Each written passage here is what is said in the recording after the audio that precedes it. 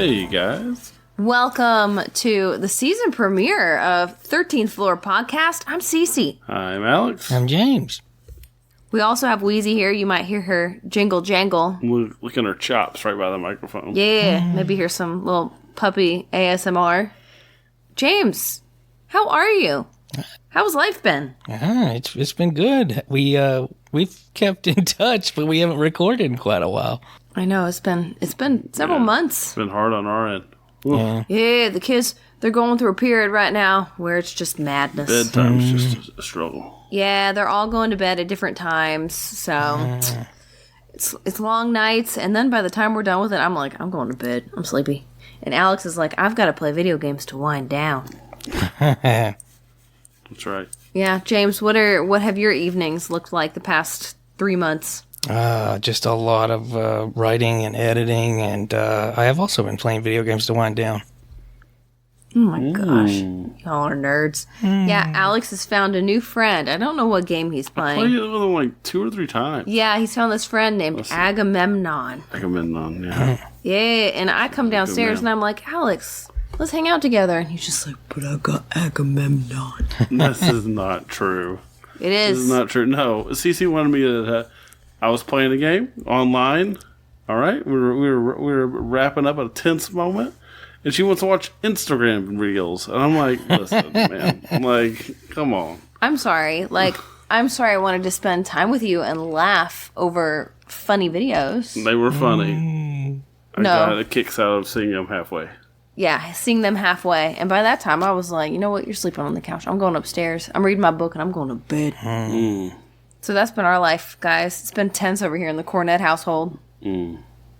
Sorry, Wheezy's had to witness it all. That's right. But you know what? We're talking about some stuff today. We did our research. It's been a while since we've been here. Today we're talking about cultural commonalities. Yeah. And this topic was...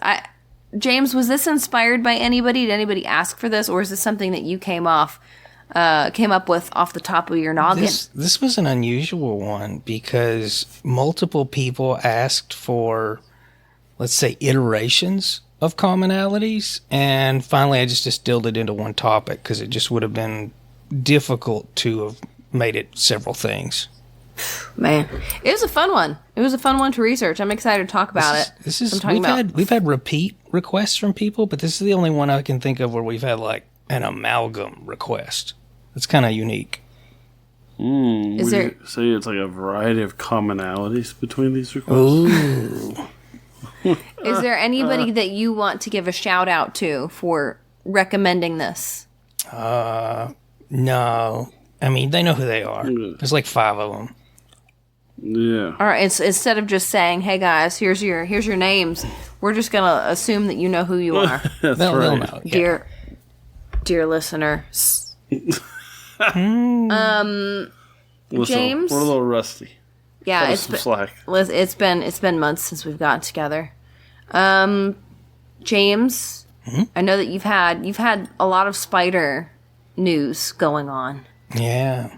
So, yeah, yesterday, actually, on a sad note, the last one I posted to the Instagram, horchata, they molted, and I was so relieved. I was like, they're out of the woods, they're big now, and something must have gone wrong with the molt, because the next day they were dead.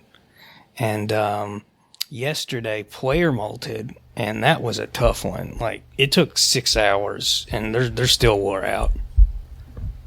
I try to picture these molts, James, and like I picture them just like sweating feverishly and shaking, and you know, it seems like it's so intense. I picture you being like the wet nurse.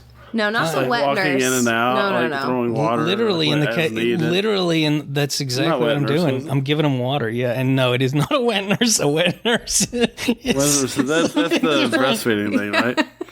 Maybe you're breastfeeding. I don't know. I don't know what it takes. I picture James being the husband of the woman that's about to have a baby, and he's like about to pass out because he's like, she's going through so much. I just picture him being more They are actively giving birth to involved. themselves. It's kind of a weird process. James, you just made me upset with that. that was a bit a bit sad, but I just want to take a brief moment for horchata. So, moment of silence for horchata. In the arms. Oh my gosh. See. This is not appropriate. I'm sorry. James, when it comes to horchata, Are you kidding me? insensitive. I'm A sorry. little bit, yeah. I'm actually more shocked that it was you and not Alex, and that Alex is the one chiding you.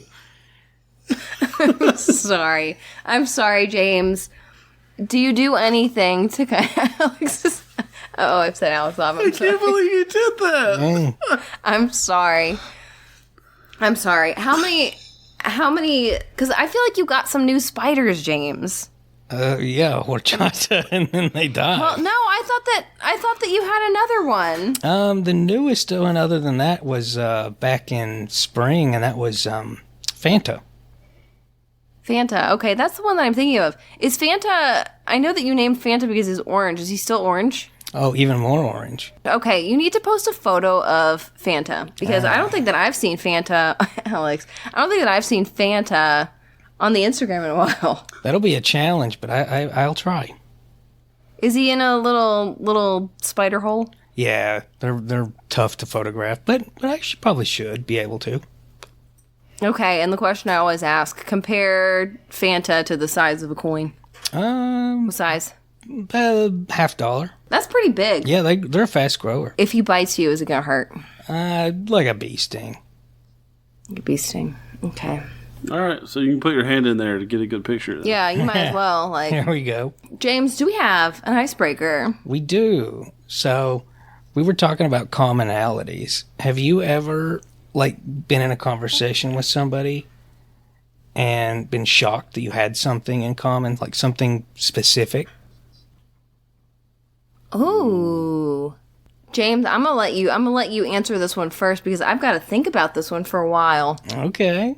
Yeah, I mean that happens to me quite often, and some of it is kind of, special snowflake syndrome where you think you're the only person interested in something or involved in something. And very recently, actually, I was in a business meeting and somebody started raving about the stuff we talk about, but didn't know about our show, which of course, led to me talking to them about it. But it was just one of those things where we were talking business and somehow cryptids came up and it just snowballed. And I was just like, wow. You found somebody like-minded. Yeah, found a I wonder if 13th they've lawyer listened. who didn't know it yet. Yeah. Oh. That's pretty cool. Yeah. I don't think I feel like this is a part of my life that I'm very kind of secretive about because most people that I interact with on a daily basis think that this stuff is we talk about is weird. And they're like, I don't want to they don't give any credence to it. Although I did have a good conversation with a coworker last week. I was in New York City working and she was like, I believe in ghosts. And so we got to talk a little bit about ghosts. But when it comes to things that I think are interesting and an interesting commonality is I didn't know this for years later, but my grandfather had two things that he didn't like. And one of them was the sound of styrofoam, sound and touch of styrofoam see, I don't when like you that crinkle it. Oh, it gives me even just thinking about it, it makes the hair on the back of my neck stand up. The worst is it the makes lid me of a so styrofoam upset. cooler. When it... Yes, it's... Oh, Alex thinks I'm crazy. He thinks I'm crazy. They have, do you mean? styrofoam containers at Cookout, which is part of the reason that I don't go there, other than the fact that it gives me a stomachache every single time I eat it. But at Cookout, every time they give us food, it's in one of those styrofoam containers, and I take the bag, and I can just hear it, and then I get angry. So that's one thing. And then also, my grandfather didn't like the feeling of cotton balls. Let's see, that doesn't They've bother got- me. Now, newspaper? Ugh. Newspaper, okay. I haven't had that with newspaper, but I think that was one thing that caught me off guard was hearing that my grandfather and I both had literally the exact same pet peeves. Trippy. Alex, what about you? That's weird. Finding somewhere interest is also good. But I think one of the most interesting things that I learned that you all may not know about. Do y'all know about the birthday paradox? What's the birthday paradox? I think James does, it sounds like. Yeah. So who It's was? just really weird statistical probability of two people in a room having the same birthday. Yeah? And at 46 people, 99% of the time, two people will have the same birthday. Yeah. You'd think it would be like 300 to 1 odds, but it's like 46 to 1 odds. Yeah. I feel like, Alex, I know a lot of people that have the same birthday as you. Yeah, I thought this was going to be like, sure. turns out Agamemnon likes gas station pizzas or something. Oh, wait, you know what's funny? You know what? You just mentioned something very strange. So I'm slowly chipping away through Star Trek over many years. And I'm watching Voyager and Deep Space Nine. Agamemnon mentioned that he was going to watch some Voyager tonight. When I was playing with him, and I was like, what? So that was weird. That was weird. Yep, you and Agamemnon. One step closer to getting you out of my life, and bringing Agamemnon in. After he returns from military service, of course. Well, Agamemnon, I hope you're listening. That'd be awesome.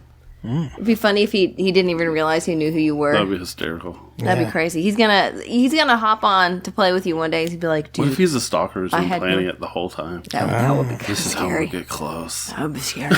Okay, listen. I think it's time for us to talk about cultural commonalities. And you guys, we decided before we started recording that Alex was going first today. He's talking about obsidian, whatever that is. Alex, take it away.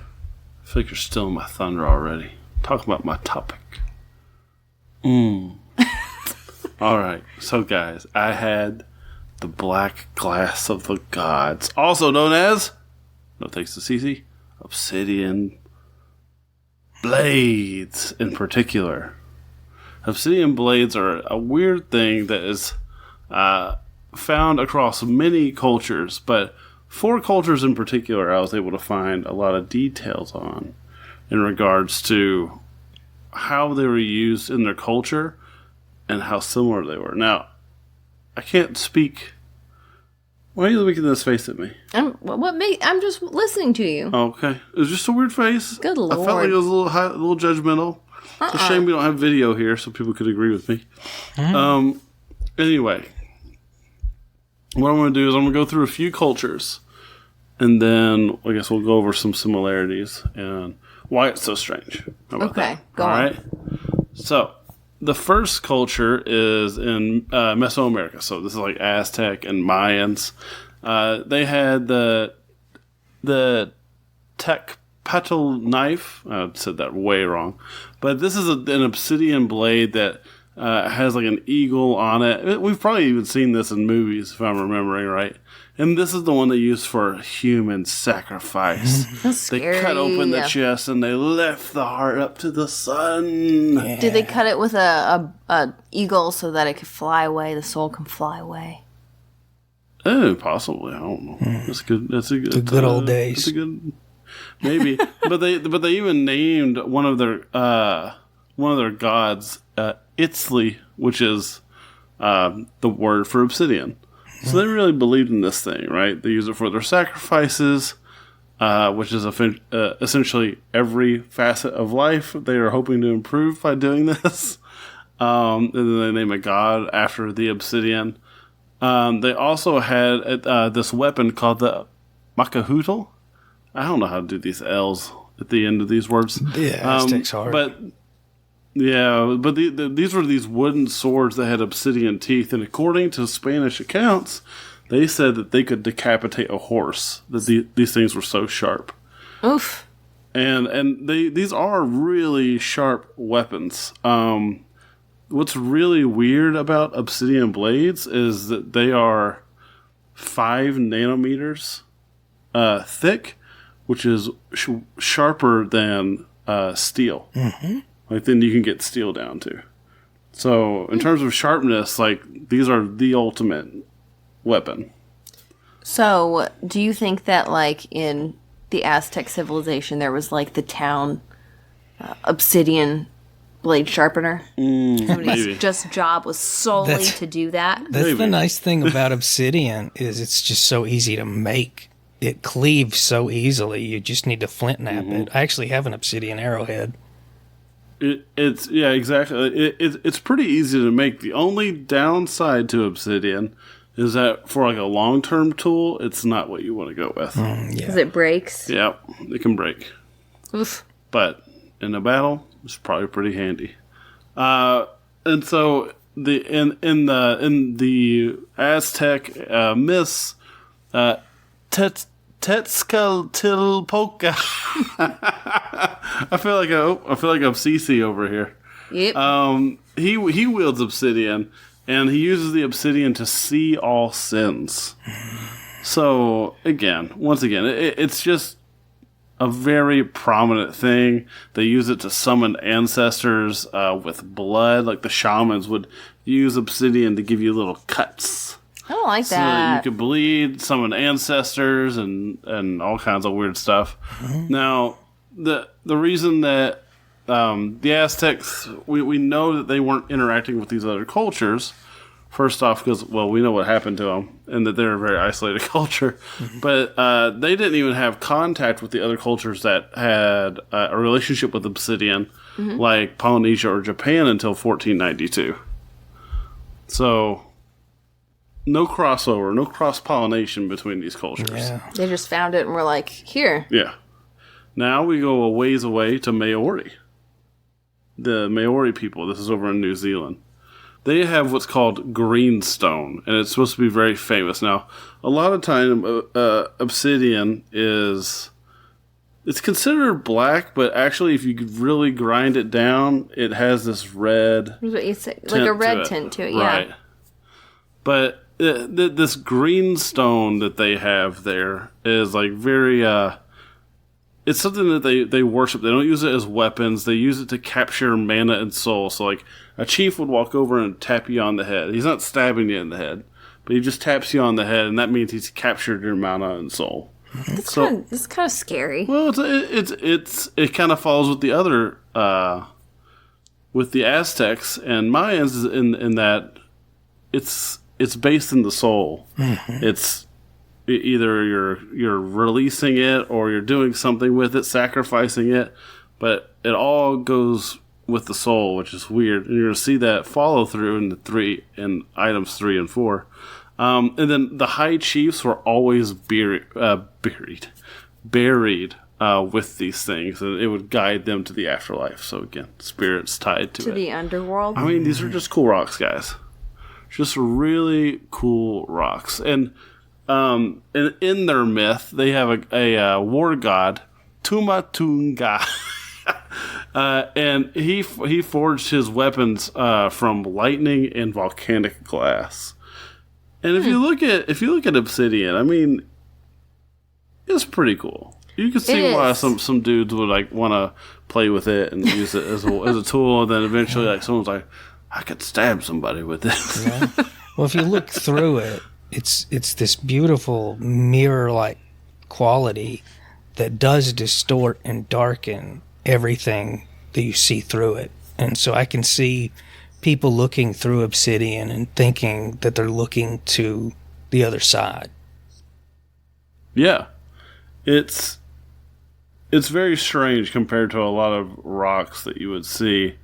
It does have almost like a pitch black quality to it. It is unusual. Now, this culture was 6,000 miles away from like the Mesoamericas, and they arrived, and they didn't even meet Polynesians until 1300. So that kind of takes us over another area of the world, over by ancient Japan. Okay, this is the Jomon and the Yayoi cultures. Now, they love their obsidian blades as well. They got them from 2 different volcanoes, so pretty cool. Variety is the spice of life. And but just like the Maori, they didn't really use them for weapons very much. Now their myths do, but they didn't seem to. They used it for purification rituals. Those beautiful red torii gates.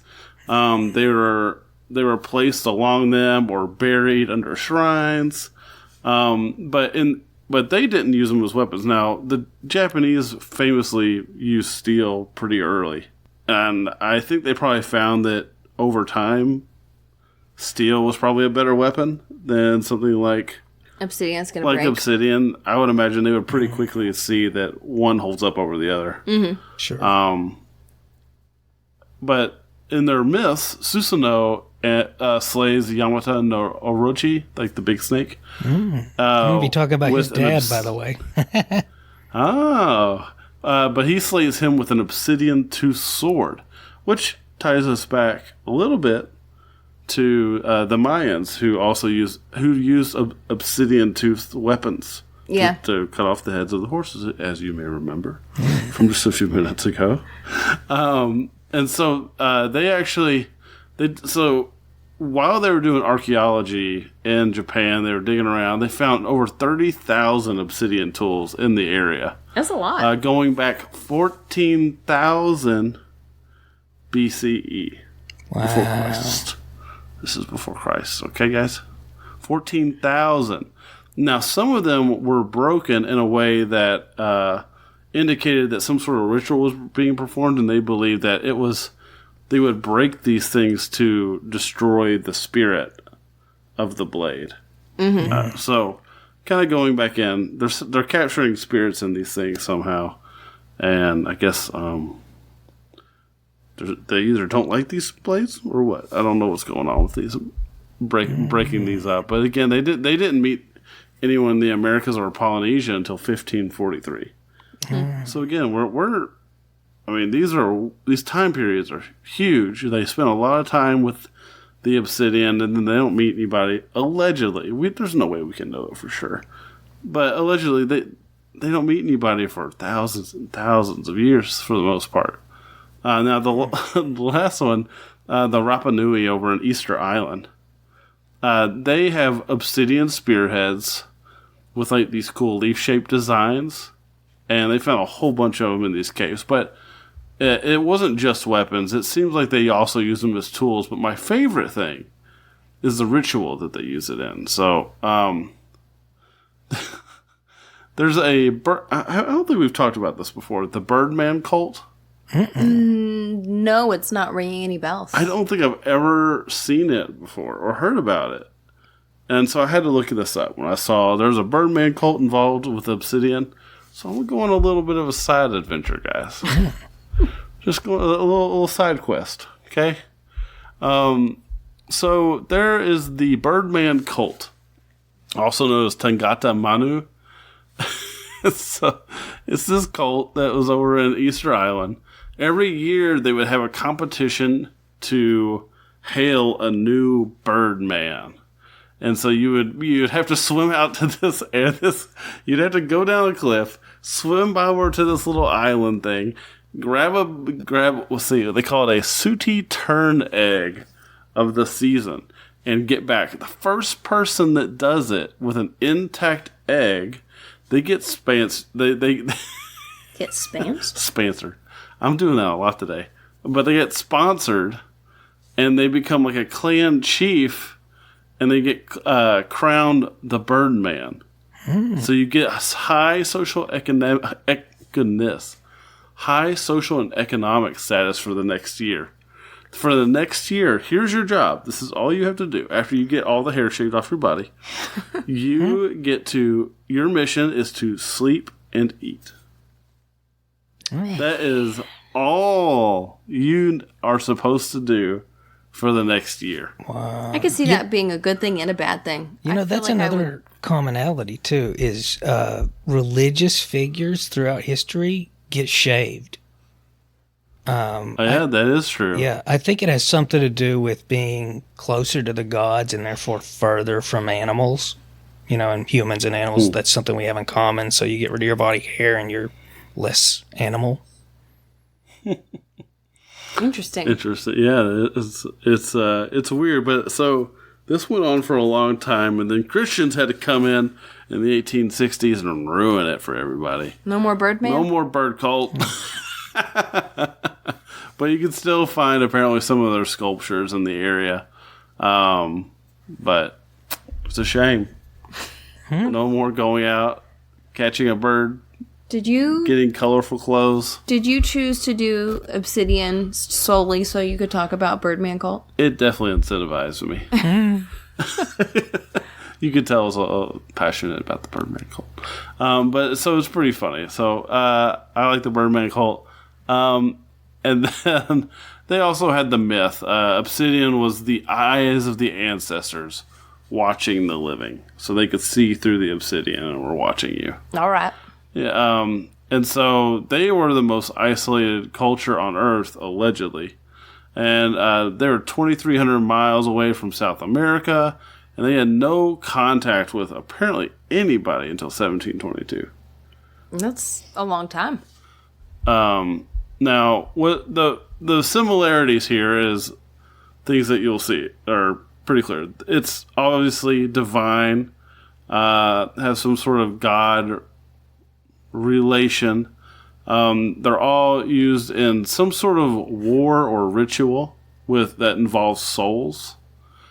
They all get awesome names like Kawahira, Kusanagi, Mata. I mean, I like tomatas. Not really. I don't like them. And then they also involve like cutting the flesh or purifying spirits or capturing spirits. All of them are strangely similar in a lot of ways. So another thing that makes it interesting, I guess, is that these cultures also had other sharp rocks. They had flint, chert, quartz, but they weren't anything special to them. Again, another thing that some people think that should have lessened the value maybe of them was that they were so brittle over long term. So, but somehow they were prized over things like gold and jade. And then, obviously, I think something that kind of dispels the uniqueness of it, though, is that volcanoes are rare. And so I think obviously the cultures near them that are finding these rocks are going to be reading things into them. Now, how similar they are to each other is a little strange. But when I think about a lot of the stuff that comes out of those times, I feel like it all kind of points in similar directions anyways. You know, you got to find a god in just about anything. Something that can turn into a sharp weapon. Let's use it. You know, it's strange coloring compared to anything else in nature is probably also appealing. And so I think a lot of these things explain human nature, I guess, in a way. Sure. In a way that you just want to, you see something really weird and you want to explain it. And that's what it is. And it's just a lot of people doing the same thing everywhere. Everyone saw the obsidian and was like, I must. Yeah. I must make this an important part of my life. It's cool. But yeah. But that's it. That's obsidian. Look up the Birdman Cult. Join the Birdman Cult. Don't join the Birdman. You don't need to do that. But you know what you do need to do? Alex is going to be talking about that for the rest of the evening. Talk about it with Agamemnon. I'll tell him about it later. Don't you worry. Well, today it's my turn next, guys. I am going to be talking about one of my favorite Bible stories that just so happens to be a common story from all types of cultures around the globe. That's your favorite one? Story. It is, James. Really? It's, Yeah. It's fascinated me since I was very, very little, just because it's just like the thought of Noah's Ark is just like, I don't know, I have trouble wrapping my mind around it, you know? Yeah. As a child, it was one of my favorites, but I'm going to be talking about that great flood that wiped out humanity. That's the part that was like, whoa, okay. Yeah. Yeah, listen, it's That's why she likes it so much. having a dark day today. No, humanity in this story it just needed to start over, right? So everyone knows the story. If you were listening to this right now, dear listener, I bet you $20 that you've heard of Noah's Ark. Right? And if you don't, you're in the right place because I'm going to tell you about it. Oh. Yeah. So when I was very little, I remember just sitting in CCD church and they were just telling the story of Noah's Ark, and I just have this very vivid memory of me and all of the kids just like eyes wide open, just thinking about how all of these animals fit onto the ark. But yeah, as the story goes in the book of Genesis, God was like, y'all are wicked. We gotta start over, you know? We gotta start clean. And as a mom, I feel like I can kind of relate to the feeling of overwhelm of like, you know, everything's falling apart. So I'm joking here, obviously, but there are times where I'm cleaning sometimes and I'm just like so overwhelmed by all of the toys, and I'm just cleaning, and nothing feels like it's getting clean. And then I get to this point where I'm just like so overwhelmed that I start throwing away toys. Don't tell my children that. But, you know, I feel like in this case, it's very similar for God. He's like, the whole earth needs to start fresh, so I'm going to flood it. And he didn't want to kill off all of the innocent animals. So he called on his friend Noah to build an ark, build a giant boat. Get your family together as well. And then I'm going to make it rain for 40 days and 40 nights. The water was deep, and Noah and his family and the animals were the only ones to survive. Ooh. Yeah, they went on to repopulate the earth, and God and Noah established a covenant with God promising to never flood the earth again, sealed by a beautiful rainbow across the sky. And Noah's family was probably like, whoa, look at that rainbow. It's beautiful. But, I think that one thing that really shocked me, and it's like, this shouldn't surprise me, but how this story is not necessarily unique. It's actually very common from multiple cultures all around the globe. Not every detail, it differs a little bit, but the overarching theme of a giant flood wiping out humanity, but then a small family or a small group of people survive. Yeah, and the oldest rendition is in the Epic of Gilgamesh. Yeah, back from the 18th century. So like 4,000 years ago, Alex. This long time. Yeah, the story is remarkably similar. In that one, a god named Ea, also known as Enki, warned a man named, and this is where I'm going to have trouble pronouncing things, Utnapishtim. Yeah, you got it. Good. Hey, cool. Well, he said, hey, you need to build a boat, save his family, save your family and all the animals, and then also save some craftsmen and then seeds from all the plants on Earth. And in this story, the storm was only 6 days, so it wasn't quite as long, but the boat ended up on top of a mountain, Nasir, and life continued. So while these two are the most well-known flood stories, the same story is really everywhere, including in Greek mythology with Zeus sending a flood, and Deucalion, is that how you say it, James? Yep. Yeah, look at me, I'm on a roll today. Saving his wife by building a boat. And in Chinese mythology, Fuhi and his family survive a mass flood, then go on to repopulate the earth. Stories also told by the Aztecs, Alex, with their little obsidian blades. It's told in Hawaiian mythology and Aboriginal Australian traditions. It's really everywhere.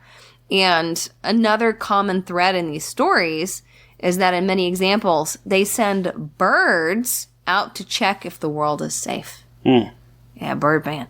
And then they come back. And thus the bird cult was born. The bird cult. Well, no, in Noah's story, the bird brings an olive branch to be like, hey, everything's going to be okay. Yeah. Oh, is that where extending an olive branch comes from? Extend an olive branch. No. Because it's like God being like, I got you, bro. No. But there was one in the story. Right, James? Am I going crazy? No, there was an olive brought back, yeah. Okay. You're right. Yeah, okay. All right. Phew. An olive or an olive branch? An olive Olive branch. branch. What? Yeah. For a second, I thought I was going bet he crazy. That would have been like more some olives. appreciated, an olive. They could have had some charcuterie. Yeah. Some cheese. Now I'm hungry. Okay, but listen. I saw some arguments that maybe all of these stories were just plagiarized versions of the Epic of Gilgamesh. You know, one of the oldest versions of the story. Though I came across an article on bigthink.com that said that there are versions that are supposedly older than Gilgamesh, but the article dives into 3 reasons why this story might be so similar across different cultures. They all have rain. They all have floods. They do all have rain and floods. No, number 1. Did these stories originate in different places due to different natural disasters happening in those different places. Like in China was there a massive flood, and then it became a story there. And then in Babylon was there a massive flood, and in all of these places where there independent floods, and then every single culture had their own story. Yes. It's a theory. That's how I explain it. Well, I mean, what blows your... Oh, go for it. Go, no, you go on, James. What blows your mind? Well, are you going to cover the Chinese one? No, you tell me. Tell me more. What I think is fascinating is there's a Chinese flood myth that follows a lot of those same qualities. But what's more interesting to me about it, I mean, in addition to the fact that you've got a leak in heaven and somebody needs to build a boat and patch up the leak and most of humanity dies, is the fact that a goddess helps humanity survive this flood with transformations, magical things like that. And that goddess's name, Nua. Sounds an awful lot like Noah. That's true. Wow.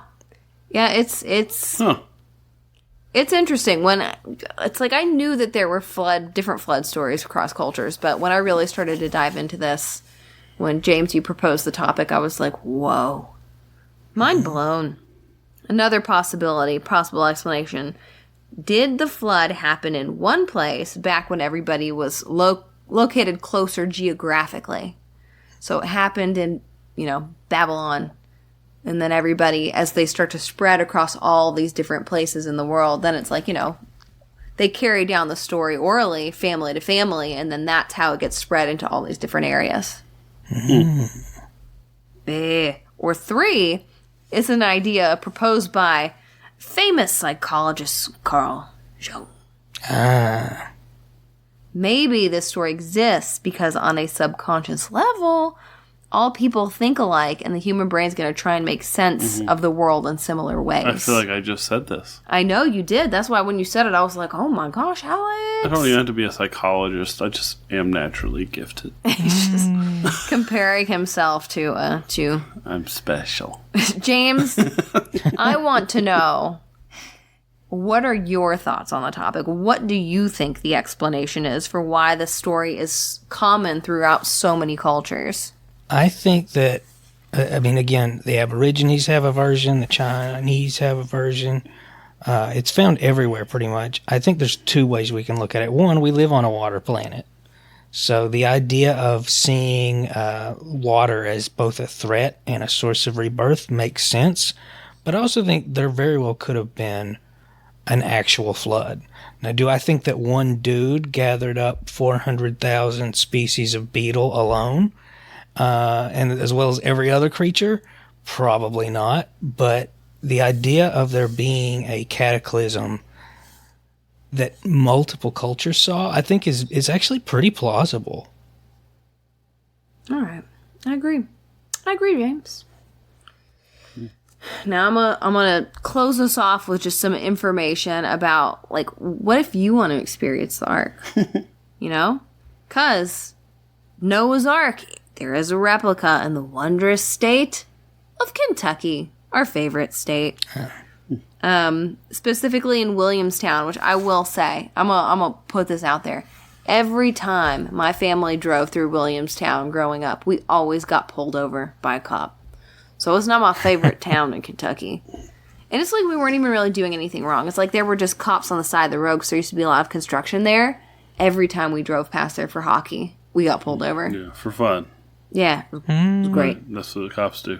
Yeah, well, listen, aside from the cops in Williamstown, there's also the life-size replica of Noah's Ark, built to biblical dimensions. And in the Bible, did he give him dimensions? Yeah. Yeah, he sure did. Alex is dumbfounded. Well, listen. If you go to the replica, you'll also see animatronic animals if he used, and exhibits. imperial or cubits? I don't know.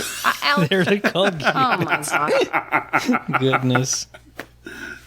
Well, the Ark is said to be a jolly fun time. It's got 4.7 stars out of almost 40,000 reviews, which I think is pretty cool, if you ask me. And I decided to look up these reviews, and I looked up the newest, and I was amazed. There were so many 5-star reviews left within minutes of me doing my research. Whoa. I was like, let me see what's going on. And it's like, this was five-star review from 10 minutes ago. This one from 7 minutes ago. I'm like, what is going on here? Because usually you look up reviews and you'll see one person posted one a couple weeks ago or something. Like, it's very seldom that you hop in and there are 10 from the last 10 minutes. But there were 16 posted just hours before I did my research.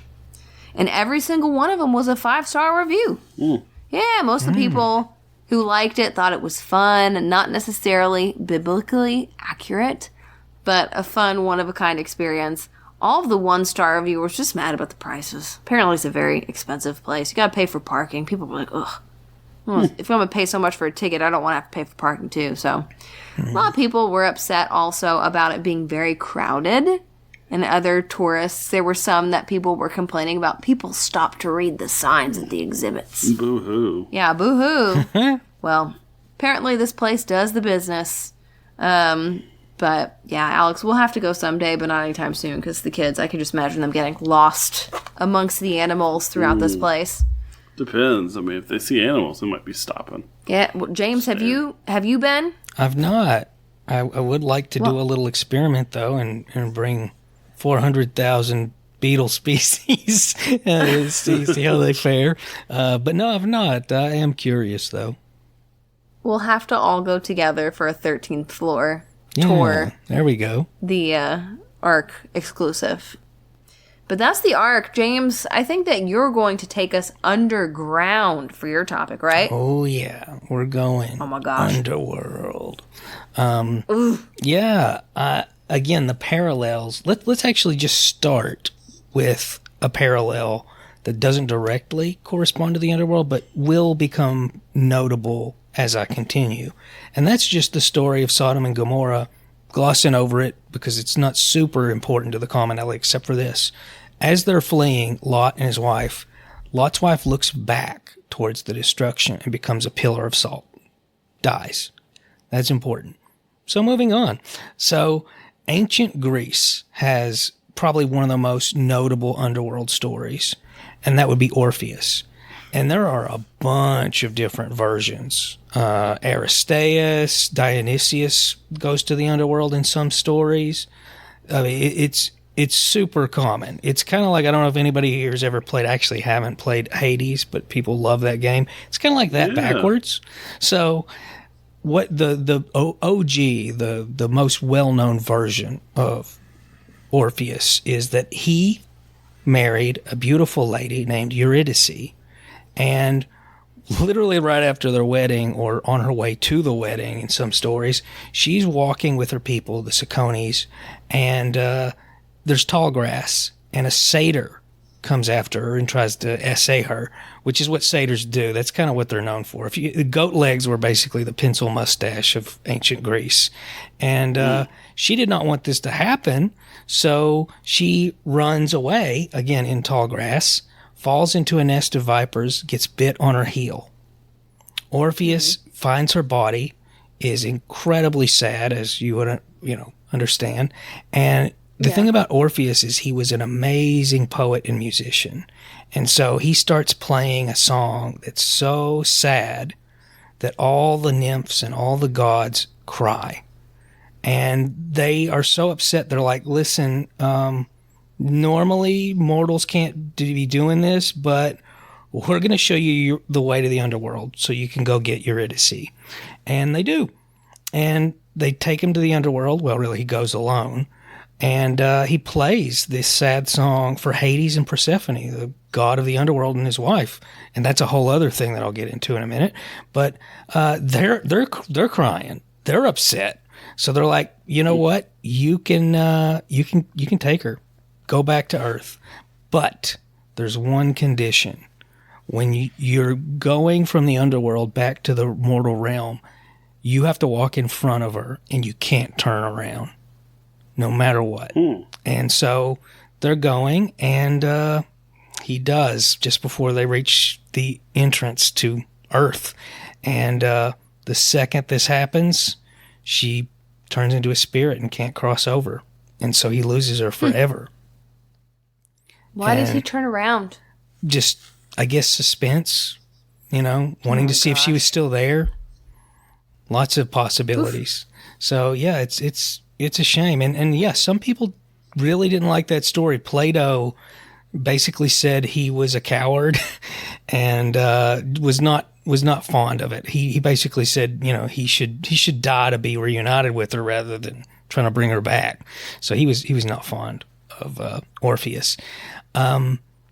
Similar story, but not all the same, would be Hades and Persephone's OG story, which is, Hades abducted her, brought her to the underworld, and her mother Demeter was so upset, and with her being the symbol of the harvest, it caused the world to freeze over. And they pretty much had to reach a compromise where she can spend half of her time with her mother and half her time in the underworld, and that's where the seasons come from. So that's a little less related, but I just think there's a little parallel there. But on the other side of the world, we've got Susanoo, as Alex was talking about, his dad. So the OG gods of Shintoism are Izanagi and Izanami, the sky and the land. And they gave birth to a lot of gods. And one of those gods, unfortunately, for Izanami, was Kagutsuchi. And Kagutsuchi was the fire god. And turns out giving birth to fire is bad. So it pretty much killed her, the actual process. Izanagi was so upset by this that he actually cut Kagutsuchi up, and they became the 10 fires of Japan.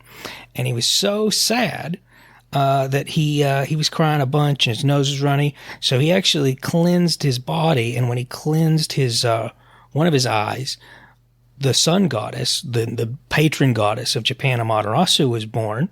His other eye, why can't I think of their name? The moon god. That's going to bother me. Well, the moon god and the sun goddess were born. And when he cleaned his nose, Susanoo, that Alex was talking about, was born. So he goes to the underworld, Yomi, to see if he can save Izanami.